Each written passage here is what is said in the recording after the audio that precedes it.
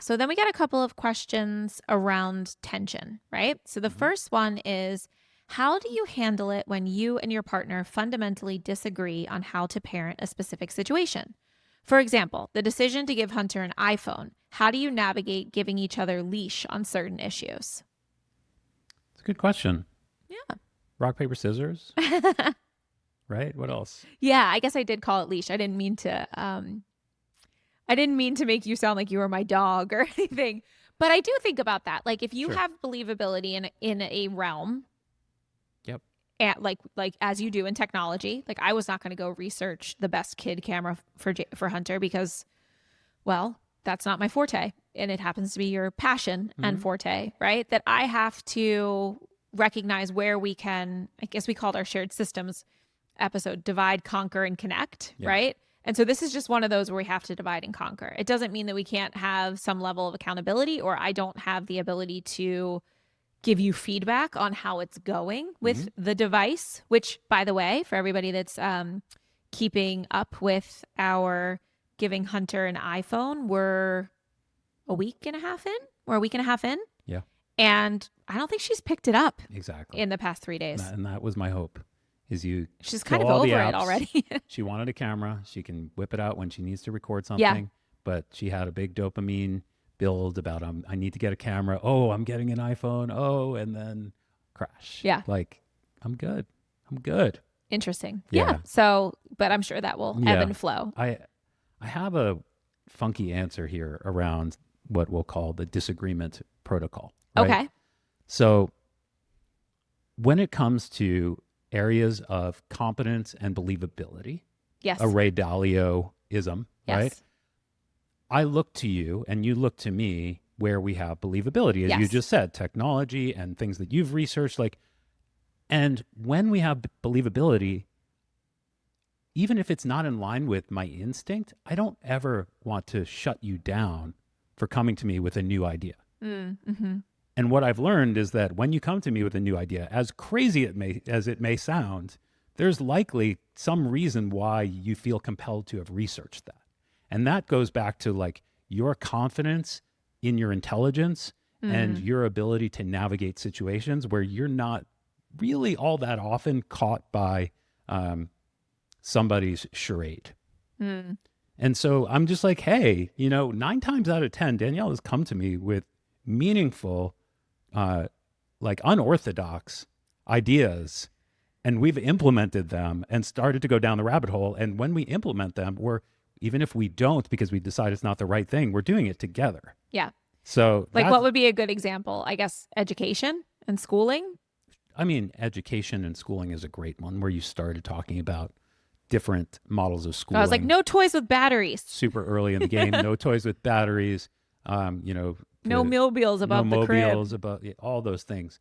I mean, more recently, just like even ideas that get planted in your head through the community, like a new breathwork protocol to try out. Like, Yeah. I'm always game. Like, Yes, you are. the downside is so minimal, and it's usually like in our self-interest to do these explorations.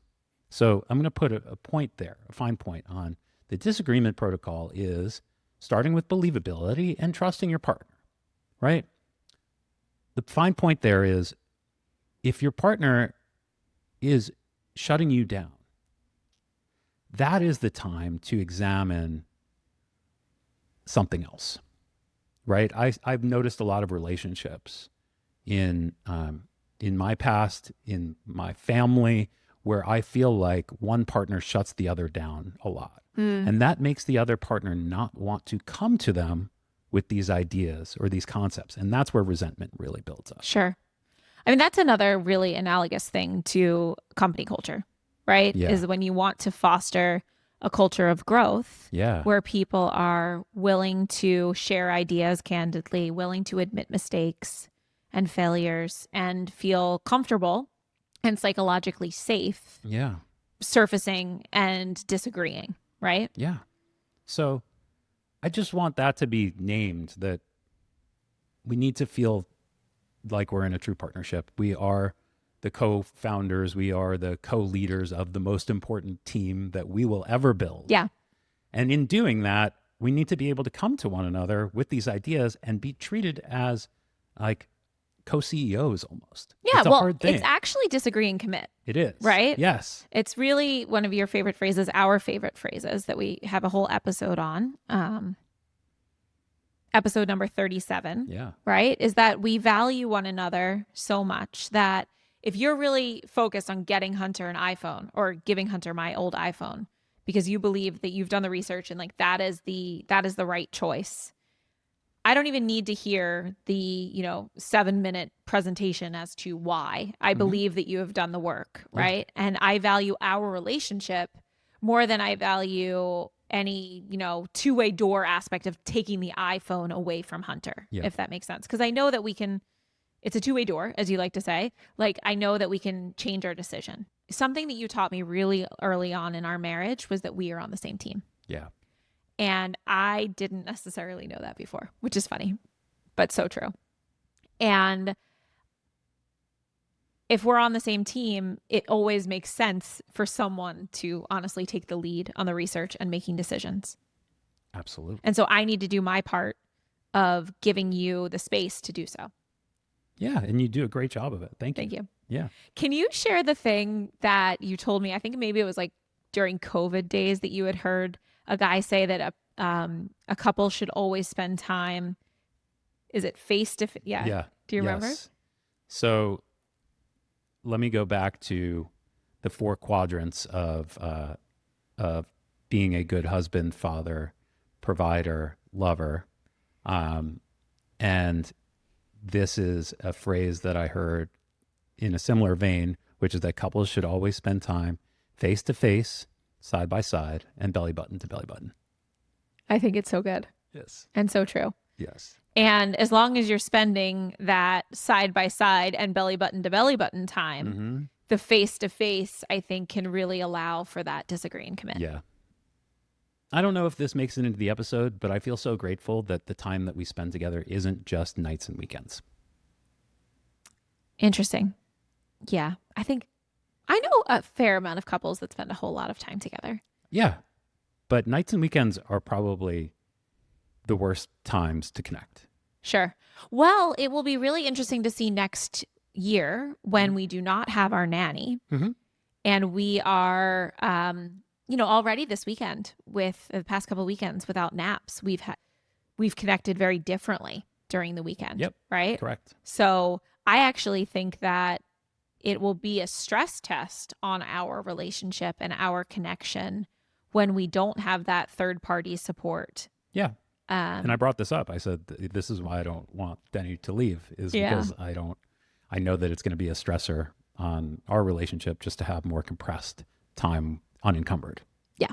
Yeah. We'll see. And it's already pulling me more into domestic life and you more into work, right? Do you see that? For now. Yeah. I think you're funny in that you do things very early.